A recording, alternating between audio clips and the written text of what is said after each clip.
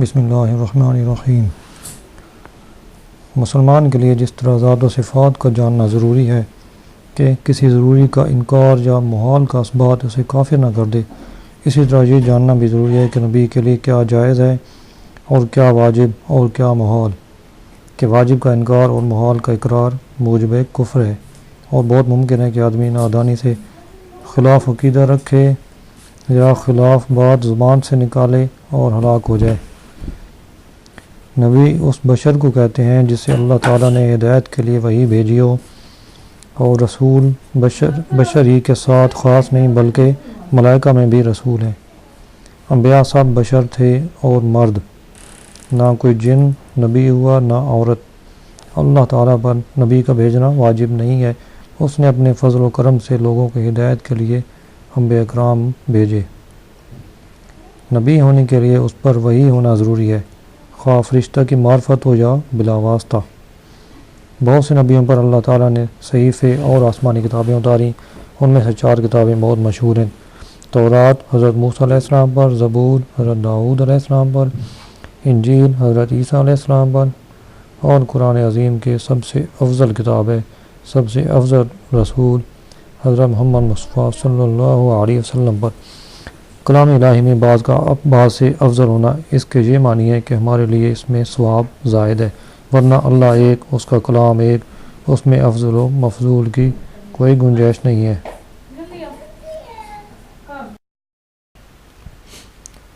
سب آسمانی کتابیں اور صحیفے حق ہیں اور سب کلام اللہ ہیں، ان میں جو کچھ ارشاد ہوا سب پر ایمان لانا ضروری ہے، مگر یہ بات البتہ ہوئی کہ اگلی کتابوں کی حفاظت اللہ تعالیٰ نے امت کے سپرد کی تھی، ان سے اس کا حفظ نہ ہو سکا۔ کلام الہی جیسا اترا تھا ان کے ہاتھوں میں ویسا باقی نہ رہا، بلکہ ان کے شریروں نے تو یہ کیا کہ ان میں تحریفیں کر دی، یعنی اپنی خواہش کے مطابق گھٹا بڑھا دیا۔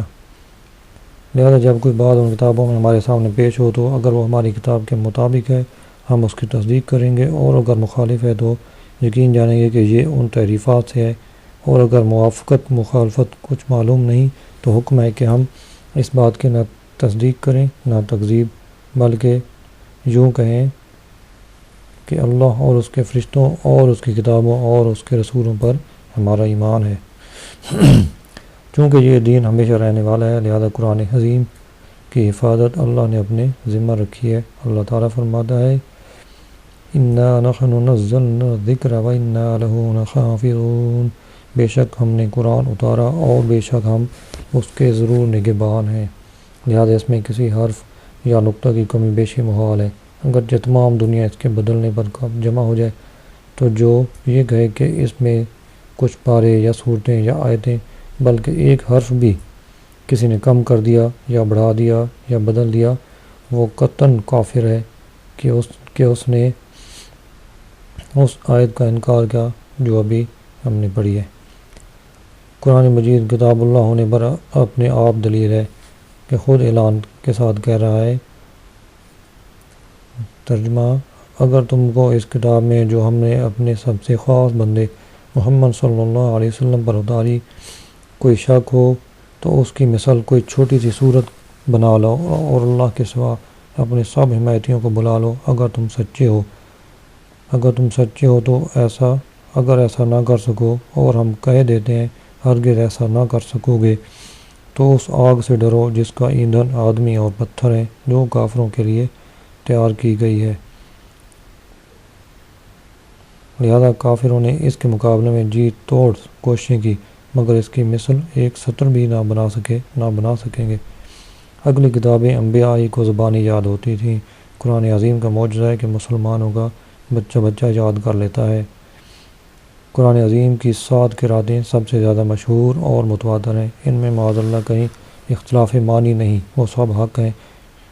اس میں امت کے لیے آسانی یہ ہے کہ جس کے لیے جو قرات آسان ہو وہ پڑھے، اور حکم یہ ہے کہ جس ملک میں جو قرات رائج ہے عوام کے سامنے وہی پڑھی جائے، جیسے ہمارے ملک میں قرات عاصم بروایت حفص کہ لوگ ناواقفی سے انکار کریں گے اور وہ معاذ اللہ کلمہ کفر ہوگا۔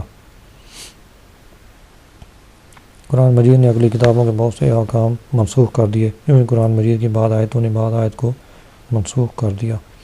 نسخ کا مطلب یہ ہے کہ بعض احکام کسی خاص وقت کے لیے ہوتے ہیں، مگر یہ ظاہر نہیں کیا جاتا کہ یہ حکم فلاں وقت تک کے لیے ہے۔ جب میعاد پوری ہو جاتی ہے تو دوسرا حکم نازل ہوتا ہے، جس سے بظاہر یہ معلوم ہوتا ہے کہ وہ پہلا حکم اٹھا دیا گیا، اور حقیقتاً دیکھا جائے تو اس کے وقت کا ختم ہو جانا بتایا گیا۔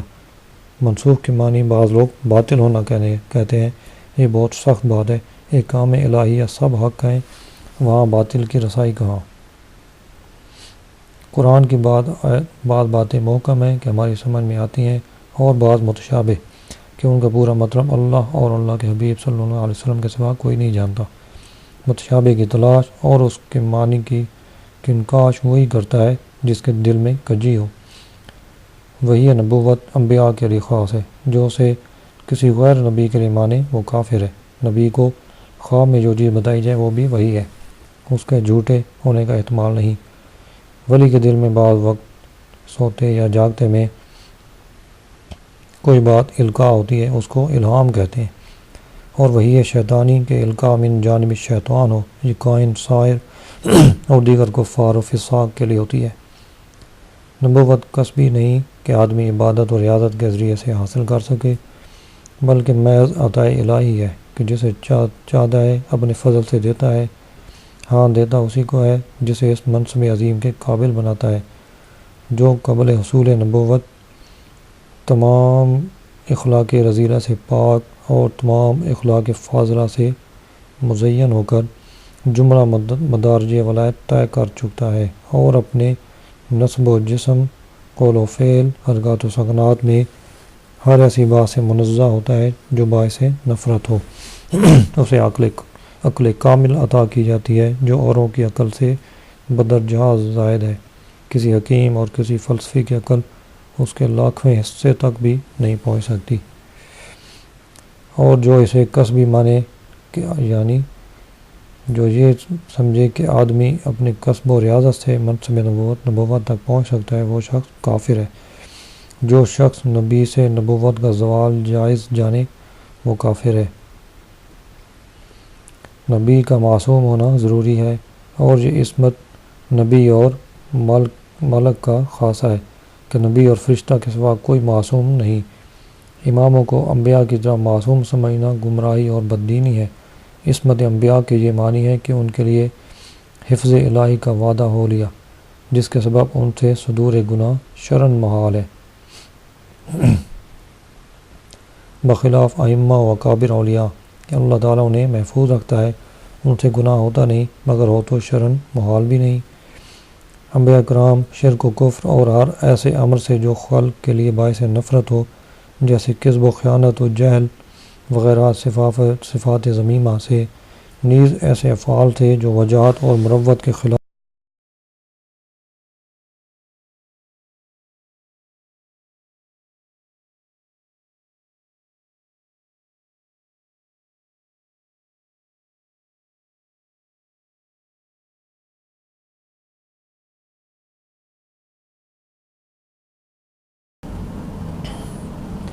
اللہ تعالیٰ نے انبیاء کرام پر بندوں کے لیے جتنے احکام نازل فرمائے انہوں نے وہ سب پہنچا دیے۔ جو یہ کہے کہ کسی حکم کو کسی نبی نے چھپا رکھا، تقیہ یعنی خوف کی وجہ سے یا کسی اور وجہ سے نہ پہچانا، وہ کافر ہے۔ احکام تبلیغیہ میں انبیاء سے سہو و نسیان محال ہے، یعنی جو اللہ تعالیٰ نے انبیاء کرام کو جو احکام نازل فرمائے تبلیغ کرنے کے لیے، لوگوں کو بتانے کے لیے، ان میں یہ ناممکن ہے کہ وہ کوئی نبی کسی حکم کے بارے میں بھول جائے۔ ان کے جسم کا برس و جذام وغیرہ ایسے امراض سے جن سے تنفر ہوتا ہے پاک ہونا ضروری ہے۔ اللہ تعالیٰ نے انبیاء کرام کو اپنے غیوب پر اطلاع دی۔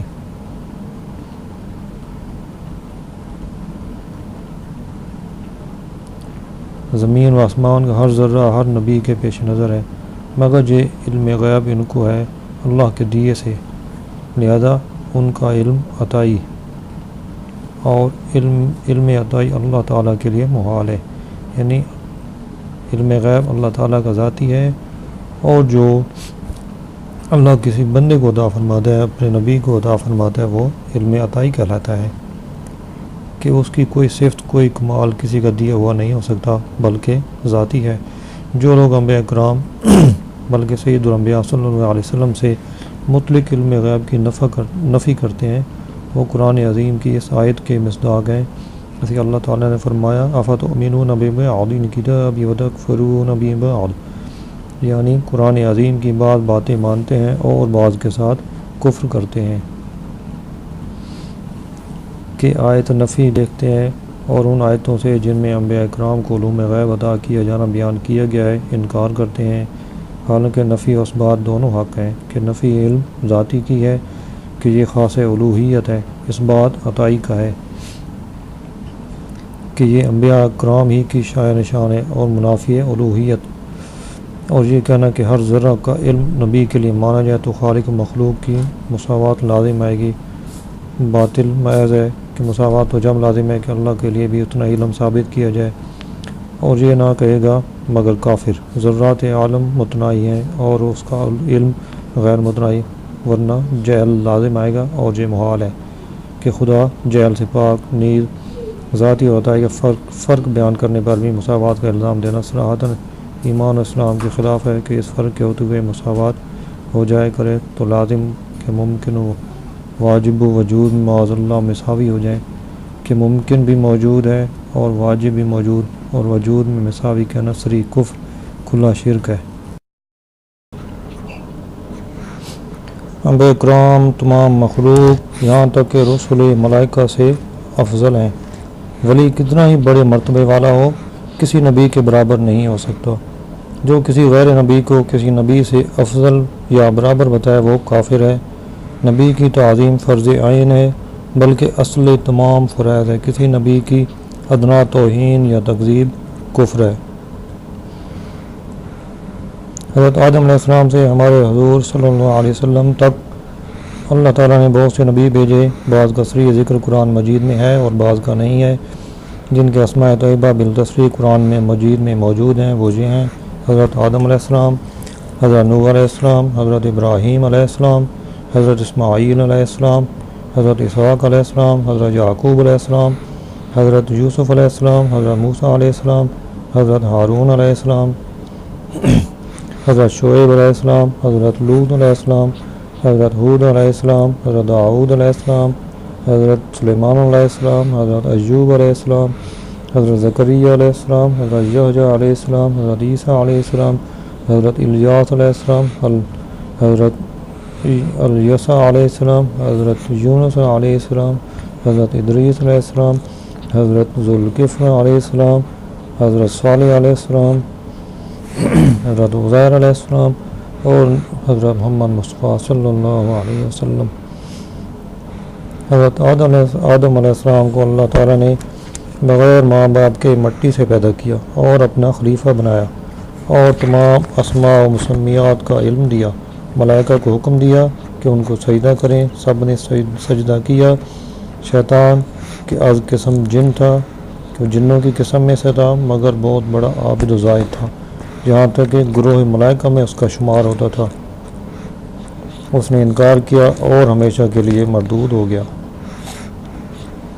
حضرت آدم علیہ السلام سے پہلے انسان کا وجود نہ تھا، بلکہ سب انسان انہی کی اولاد ہیں، اسی وجہ سے انسان کو آدمی کہتے ہیں، یعنی اولاد آدم، اور حضرت آدم علیہ السلام کو ابو البشر کہتے ہیں، یعنی سب انسانوں کا باپ۔ سب سے پہلے نبی حضرت آدم علیہ السلام ہوئے، اور سب میں پہلے رسول جو کفار پر بھیجے گئے حضرت نوح علیہ السلام ہیں۔ انہوں نے 950 برس تک تبلیغ فرمائی۔ ان کے زمانے کے کفار بہت سخت تھے، ہر قسم کی تکلیفیں پہنچاتے، استہزاء کرتے۔ اتنے عرصہ میں گنتی کے لوگ مسلمان ہوئے، باقیوں کو جب ملاحظہ فرمایا کہ ہرگز اصلاح پذیر نہیں، ہر دھرمی اور کفر سے باز نہ آئیں گے، مجبور ہو کر اپنے رب کے حضور ان کے ہلاک ہونے کی دعا کی۔ طوفان آیا اور ساری زمین ڈوب گئی، صرف وہ گنتی کے مسلمان اور ہر جانور کا ایک ایک جوڑا جو کشتی میں لے لیا گیا تھا وہ بچ گئے۔ انبیاء کرام کی کوئی تعداد معین کرنا جائز نہیں ہے کہ خبریں اس بارے میں مختلف ہیں۔ اور تعداد معین پر ایمان رکھنے میں نبی کو نبوت سے خارج ماننے یا غیر نبی کو نبی جاننے کا احتمال ہے، اور یہ دونوں باتیں کفر ہیں۔ لہذا یہ اعتقاد رکھنا چاہیے کہ اللہ تعالیٰ کے ہر نبی پر ہمارا ایمان ہے۔ نبیوں کے مختلف درجے ہیں، بعض کو بعض پر فضیلت ہے، اور سب میں افضل ہمارے آقا و مولا حضرت محمد مصطفیٰ صلی اللہ علیہ وسلم ہے۔ حضور نبی کریم صلی اللہ علیہ وسلم کے بعد سب سے بڑا مرتبہ حضرت ابراہیم علیہ السلام کا ہے، پھر حضرت موسیٰ علیہ السلام، پھر حضرت عیسیٰ علیہ السلام اور حضرت نوح علیہ السلام کا۔ ان حضرات کو مرسلین اولو العزم کہتے ہیں، اور یہ پانچوں حضرات باقی تمام انبیاء مرسلین، انس و ملک و جن اور جمیع مخلوقات الہی سے افضل ہیں، جس طرح حضور صلی اللہ علیہ وسلم تمام رسولوں کے سردار اور سب سے افضل ہے۔ بلا تشبیہ حضور صلی اللہ علیہ وسلم کے صدقے میں حضور صلی اللہ علیہ وسلم کی امت تمام امتوں سے افضل۔ تمام انبیاء کرام اللہ تعالیٰ کے حضور عظیم وجاہت و عزت والے ہیں، ان کو اللہ تعالیٰ کے نزدیک معاذ اللہ چوڑے چمار کی مثل کہنا کھلی گستاخی اور کلمہ کفر ہے۔ نبی کے دعوے نبوت میں سچے ہونے کی ایک دلیل یہ ہے کہ نبی اپنے صدق کا اعلانیہ دعویٰ فرما کر محالات عادیہ کے ظاہر کرنے کا ذمہ لیتا اور منکروں کو اس کے مثل کی طرف بلاتا ہے۔ اللہ تعالیٰ اس کے دعویٰ کے مطابق امر محال عادی ظاہر فرما دیتا ہے، اور منکرین سب عاجز رہتے ہیں، اسی کو معجزہ کہتے ہیں۔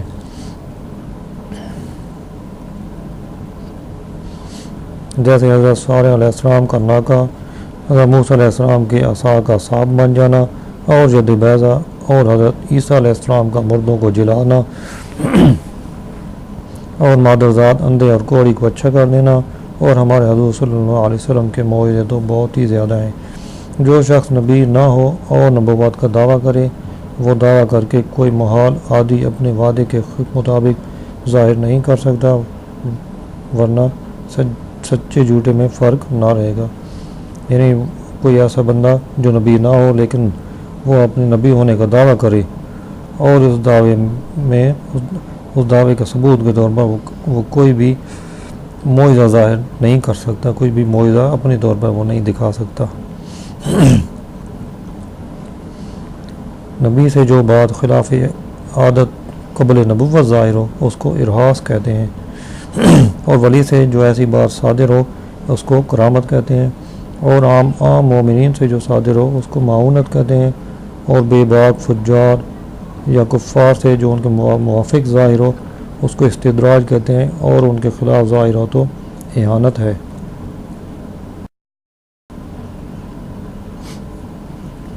انبیاء کرام اپنے اپنے قبروں میں اسی طرح بحیات حقیقی زندہ ہیں جیسے دنیا میں تھے، کھاتے پیتے ہیں، جہاں چاہیں آتے جاتے ہیں۔ تصدیق وعدہ الہیہ کے لیے ایک آن کو ان پر موت طاری ہوئی، پھر بدستور زندہ ہو گئے۔ ان کی حیات شہداء سے بہت عرفہ والا ہے، لہذا شہید کا ترکہ تقسیم ہوگا، اور اس کی بھی بعد عدت نکاح کر سکتی ہے، بخلاف انبیاء کے کہ وہاں یہ جائز نہیں ہے کہ انبیاء کی جو ازواج مطہرات ہیں وہ بعد میں نکاح نہیں کر سکتی نبی کے بعد کسی اور سے۔ یہاں تک جو عقائد بیان ہوئے ان میں تمام انبیاء کرام شریک ہیں۔ اب بعض وہ امور جو نبی کریم صلی اللہ علیہ وسلم کے ساتھ کے خصائص میں سے ہیں وہ بیان کیے جائیں گے۔ اور انبیاء کی بعثت خاص کسی ایک قوم کی طرف ہوئی۔ حضور اقدس صلی اللہ علیہ وسلم تمام مخلوق انسان و جن بلکہ ملائکہ، حیوانات، جمادات سب کی طرف مبعوث ہوئے۔ جس طرح انسان کے ذمہ حضور صلی اللہ علیہ وسلم کی اطاعت فرض ہے، یوں ہی ہر مخلوق پر حضور صلی اللہ علیہ وسلم کی فرما برداری ضروری ہے۔ حضور اقدس صلی اللہ علیہ وسلم ملائکہ، انس، جن، حور و غلمان، حیوانات، جمادات اور تمام عالم کے لیے رحمت ہیں، اور مسلمانوں پر تو نہایت ہی مہربان۔ حضور خاتم النبیین ہے، یعنی اللہ تعالیٰ نے سلسلہ نبوت حضور صلی اللہ علیہ وسلم پر ختم کر دیا کہ حضور صلی اللہ علیہ وسلم کے زمانہ میں یا بعد کوئی نیا نبی نہیں ہو سکتا۔ جو حضور صلی اللہ علیہ وسلم کے زمانہ میں یا حضور صلی اللہ علیہ وسلم کے بعد کسی کو نبوت ملنا مانے یا جائز جانے وہ کافر ہے۔ حضور صلی اللہ علیہ وسلم افضل جمیع مخلوق الہی ہیں، یعنی حضور صلی اللہ علیہ وسلم اللہ تعالیٰ کی مخلوق تمام مخلوق میں سے افضل ہیں کہ اوروں کو فردن فردن جو کمالات عطا ہوئے حضور صلی اللہ علیہ وسلم میں وہ سب جمع کر دیے گئے۔ پچھلے انبیاء کرام کو جتنے بھی کمالات اللہ تعالیٰ کی طرف عطا ہوئے حضرت نبی کریم صلی اللہ علیہ وسلم کو وہ سارے دے دیے گئے، اور ان کے علاوہ حضور صلی اللہ علیہ وسلم کو وہ کمالات بھی ملے جن میں کسی کا حصہ نہیں ہے، بلکہ اوروں کو جو کچھ ملا حضور صلی اللہ علیہ وسلم کے طفیل میں بلکہ حضور کے دست اقدس سے ملا، بلکہ کمال اس لیے کمال ہوا کہ حضور صلی اللہ علیہ وسلم کی صفت ہے، اور حضور صلی اللہ علیہ وسلم اپنے رب کے کرم سے اپنے نفس ذات میں کامل و اکمل ہے۔ حضور صلی اللہ علیہ وسلم کا کمال کسی وصف سے نہیں بلکہ اس وصف کا کمال ہے کہ کامل کی صفت بن کر خود کامل و مکمل ہو گیا کہ جس میں پایا جائے اس کو کامل بنا دے۔ محال ہے کہ کوئی حضور صلی اللہ علیہ وسلم کا مثل ہو، جو کسی صفت خاصہ میں کسی کو حضور صلی اللہ علیہ وسلم کا مثل بتائے گمراہ ہے یا کافر۔ حضور صلی اللہ علیہ وسلم کو اللہ نے مرتبہ محبوبیت کبریٰ سے سرفراز فرمایا کہ تمام خلق جویا رضائے مولا ہے، اور اللہ تعالیٰ طالب رضائے مصطفیٰ صلی اللہ علیہ وسلم۔ حضور صلی اللہ علیہ وسلم کے خصائص سے ایک معراج ہے کہ مسجد حرام سے مسجد اقصیٰ تک، اور وہاں سے ساتوں آسمان اور کرسی اور عرش تک، بلکہ بالائے عرش رات کے ایک خفیف اور چھوٹے سے حصہ میں ماں جسم شریف کے تشریف لے گئے، اور وہ قرب خاص حاصل ہوا کہ کسی بشر و ملک کو کبھی نہ حاصل ہوا ہو، اور جمال الہی بچشم سر دیکھا، اور کلام الہی بلا واسطہ سنا، اور تمام ملکوت السماوات والارض کو بالتفصیل ذرہ ذرہ ملاحظہ فرمایا۔ تمام مخلوق اولین و آخرین حضور صلی اللہ علیہ وسلم کی نیاز مند ہے، یہاں تک کہ حضرت ابراہیم خلیل اللہ علیہ السلام۔ قیامت کے دن مرتبہ شفاعت کبریٰ حضور صلی اللہ علیہ وسلم کی خصائص سے ہے کہ جب تک حضور صلی اللہ علیہ وسلم فتح باب شفاعت نہ فرمائیں گے کسی کو مجال شفاعت نہ ہوگی، بلکہ حقیقتاً جتنے شفاعت کرنے والے ہیں حضور صلی اللہ علیہ وسلم کے دربار میں شفاعت لائیں گے، اور اللہ کے حضور مخلوقات میں صرف حضور صلی اللہ علیہ وسلم شفیع ہیں۔ اور یہ شفاعت کبریٰ مومن کافر مطیع عاصی سب کے لیے کہ وہ انتظار حساب جو سخت جاں گزار ہوگا، جس کے لیے لوگ تمنا کریں گے کہ کاش جہنم میں پھینک دیے جاتے اور اس انتظار سے نجات پاتے۔ اس بلا سے چھٹکارا کفار کو بھی حضور صلی اللہ علیہ وسلم کی بدولت ملے گا، جس پر اولین و آخرین موافقین مخالفین مومنین کافرین سب حضور صلی اللہ علیہ وسلم کی حمد کریں گے۔ اسی کا نام مقام محمود ہے۔ شفاعت کے اور اقسام بھی ہیں، مثلا بہتوں کو بلا حساب جنت میں داخل فرمائیں گے، جن میں 4 ارب 90 کروڑ کی تعداد معلوم ہے۔ اس سے بہت زائد اور ہیں جو اللہ اور رسول کے علم میں ہیں، بتیرے وہ ہوں گے جن کا حساب ہو چکا ہے اور مستحق جہنم ہو چکے، ان کو جہنم سے بچائیں گے، اور بعضوں کی شفاعت فرما کر جہنم سے نکالیں گے، بعضوں کے درجات بلند فرمائیں گے، اور بعضوں سے تخفیف عذاب فرمائیں گے۔ ہر قسم کی شفاعت حضور صلی اللہ علیہ وسلم کے لیے ثابت ہے۔ شفاعت بالوجاہت، شفاعت بالمحبت، شفاعت بالاذن، ان میں سے کسی کا انکار وہی کرے گا جو گمراہ ہے۔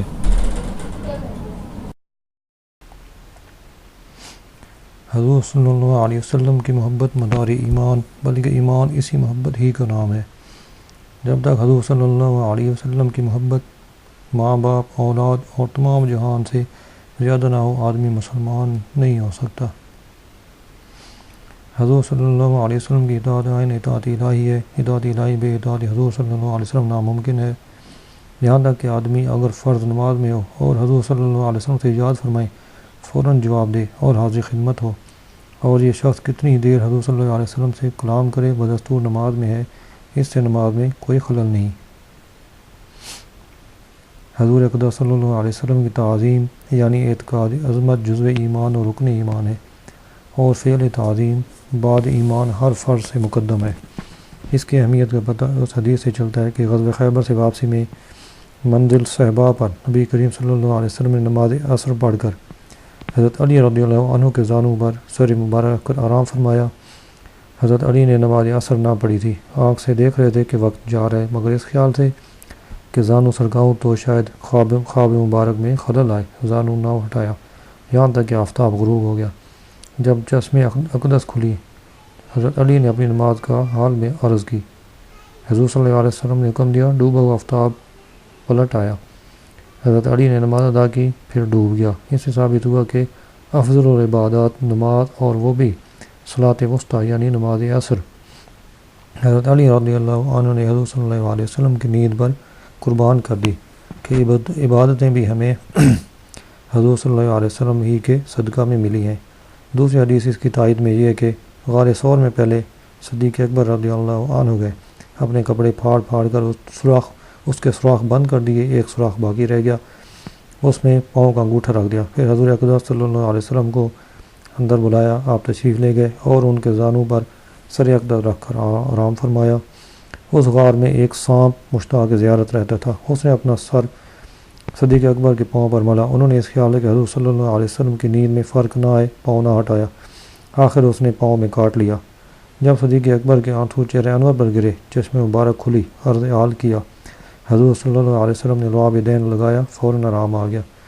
ہر سال وہ زہر عود کرتا، 12 سال بعد اسی سے شہادت پائی۔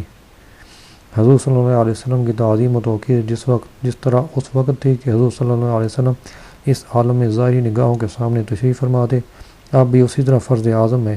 جب حضور صلی اللہ علیہ وسلم کا ذکر ہے تو بکمال خشوع و خضوع انکسار بادب سنیں اور نام مبارک سنتے ہی درود شریف پڑھنا واجب ہے۔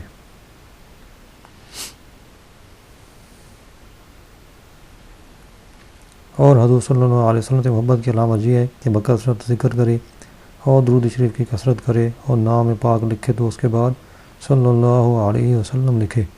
بعض لوگ برائے اختصار سلم یا صرف سواد لکھتے ہیں، یہ محض ناجائز و حرام ہے۔ اور محبت کی یہ بھی علامت ہے کہ آل و اصحاب، مہاجرین و انصار و جمعی، مترکین، متوسلین سے محبت رکھے اور حضور صلی اللہ علیہ وسلم کے دشمنوں سے عداوت رکھے، اگرچہ وہ اپنا باپ یا بیٹا یا بھائی یا کنبہ ہی کیوں نہ ہو، اور جو ایسا نہ کرے وہ اس دعویٰ میں جھوٹا ہے۔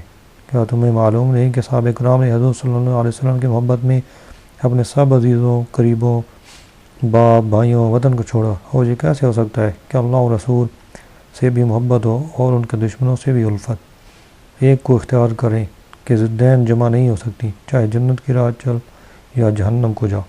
نیز علامت محبت یہ ہے کہ شان اقدس میں جو الفاظ استعمال کیے جائیں ادب میں ڈوبے ہوئے ہوں، کوئی ایسا لفظ جس میں کم تعظیمی کی بو بھی ہو کبھی زبان پر نہ لائیں۔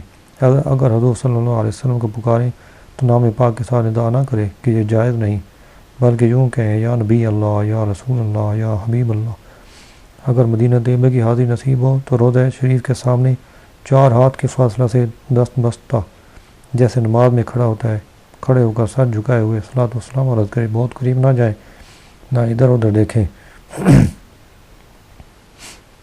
کبھی اور آواز کبھی بلند نہ کریں کہ عمر بھر کا سارا کیا دھرا کارت جائے۔ اور محبت کی نشانی یہ بھی ہے کہ حضور صلی اللہ علیہ وسلم کے اقوال و افعال اور احوال لوگوں سے دریافت کرے اور ان کی پیروی کرے۔ حضور صلی اللہ علیہ وسلم کے کسی قول و فعل و عمل و حالت کو جو بنظر حقارت دیکھے وہ کافر ہے۔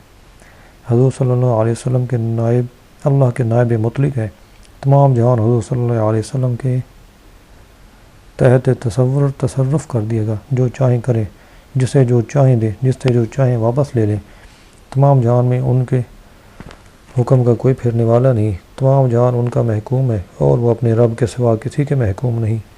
تمام آدمیوں کے مالک ہیں، جو انہیں اپنا مالک نہ جانے حلاوت سنت سے محروم رہے۔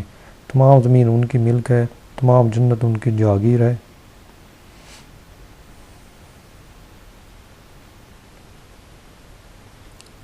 ملکوت السماوات والارض، حضور صلی اللہ علیہ وسلم کے زیر فرمان جنت و نار کی کنجیاں دست اقدس میں دے دی گئی۔ رزق و خیر اور ہر قسم کی عطائیں حضور صلی اللہ علیہ وسلم ہی کے دربار سے تقسیم ہوتی ہیں۔ دنیا و آخرت حضور صلی اللہ علیہ وسلم کی عطا کا ایک حصہ ہے۔